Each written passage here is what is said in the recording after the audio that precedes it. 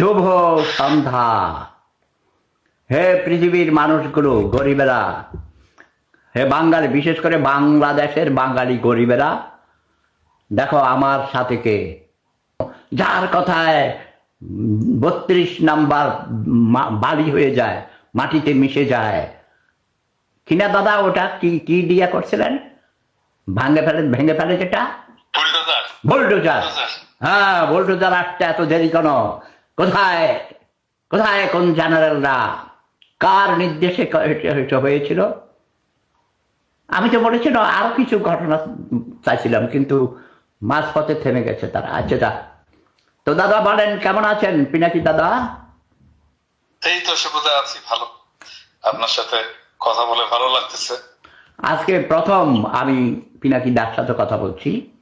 পিনাকি দার সাথে আমার সাথে কখনো সরাসরি কথা হয়নি, যদিও আমার কাছে অনেকে বলেছে পিনাকি দা আমাকে গালাগালি করেছে। আমি ওসব পাত্তা দেই না। আমি বলেছি হ্যাঁ, গালি দিলে আমার গায়ে লাগে না, এটা খেয়ে উড়ে যেতেই। আবার পিনাকি দাকেও নাকি কে বলেছে যে আমি নাকি তাকে গালাগালি করেছি। না না, মিথ্যা বলেছে, মিথ্যা বলে তো, আমি জানি এগুলো। আমি কখনো গালাগালি করিনি আপনাকে।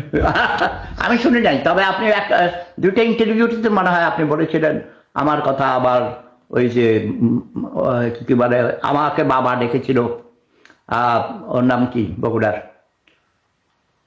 হিরো আলম।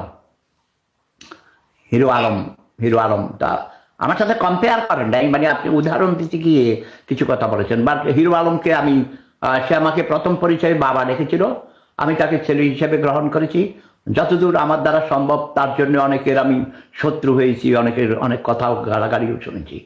বাট আমি চাই, তারপরও আমি বলি নাও, তার অধিকার আছে।